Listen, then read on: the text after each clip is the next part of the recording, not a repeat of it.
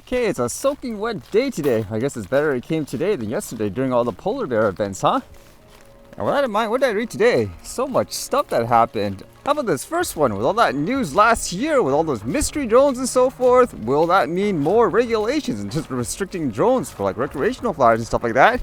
But this kind of follows up with what we heard last year as well, where potentially drones, for example, made by Chinese companies could potentially be banned in the US, and this one is bringing up the topic again here, saying US considers potential rules to restrict or bar Chinese drones. The US Commerce Department said on Thursday it has considered new rules that would impose restrictions on Chinese drones that would restrict or ban them in the United States, citing national security concerns. The department said it was seeking public comments by March 4th on potential rules to safeguard the supply chain for drones, saying threats from China and Russia may offer our adversaries the ability to remotely access and manipulate these devices, exposing sensitive US data. China accounts for the vast majority of US commercial drone sales. It says in September, a Commerce Secretary, Gina Raimondo, said the department could impose restrictions similar to those that would effectively ban Chinese vehicles from the United States, and the focus will be on drones with Chinese and Russian equipment, chips, and software. She told Reuters in November she hopes to finalize the rules on the Chinese vehicle by January 20th. So that's coming on really close. And as you know, there is going to be an administration change in the US as well. So it'll be interesting to see what their take on it would be. And they mentioned that point too. It says with the current US president, I guess this proposed bill, they specifically mentioned things, for example, like DJI and Autel drones, where they have to determine within 1 year whether or not these drones by these companies pose some kind of national security risk. So who knows what's going to happen here. And as you know, the majority of people use drones, for example, made by companies like DJI. Funny enough, like in the US, even officials from the sounds of it anyways. So who knows what's going to happen here.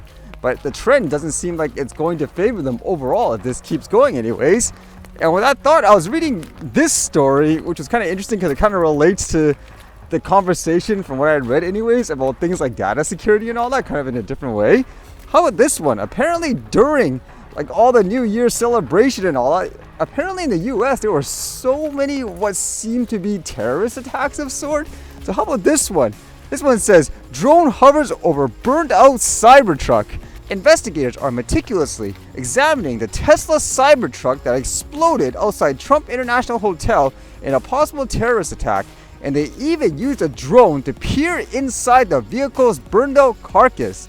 TMZ obtained exclusive video showing the drone hovering over the Cybertruck in the valet area as inspectors in white hazmat suits looked over every inch of the Tesla near the entrance of the hotel in Las Vegas.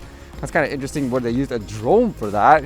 Wouldn't like just a regular stationary camera be better, like a higher quality one anyways? But with this story, there were people posting online. It looked like there were actually people inside filming it as well. Like you could actually see the truck on fire. Your first assumption is, okay, well, what happened? Did the battery blow up in this electric vehicle, for example, which is something I've heard before. But as they say, apparently somebody purposely put all these, I guess, explosives and stuff like that on a rented Tesla car. So it was probably planned. And since these vehicles are really, I guess you can say, quote, high tech, where they're connected in so many ways, apparently they had so much data about the vehicle itself to try to determine, okay, what happened? Was it a manufacturer deficiency? But you can see here in a post by Elon Musk, it says, we have now confirmed that the explosion was caused by a very large fireworks and or a bomb carried in the bed of the rented Cybertruck and is unrelated to the vehicle itself. All vehicle telemetry was positive at the time of the explosion. So you can imagine here I was thinking with these types of vehicles and so forth, how much information I guess the companies could have in regards to your usage of their vehicles, like in this case, or I guess any other products. So think back to like the previous story. Would that be a legitimate concern when you're using a product, for example, and companies have all this data available to them to try to analyze, okay, what are you doing and so forth?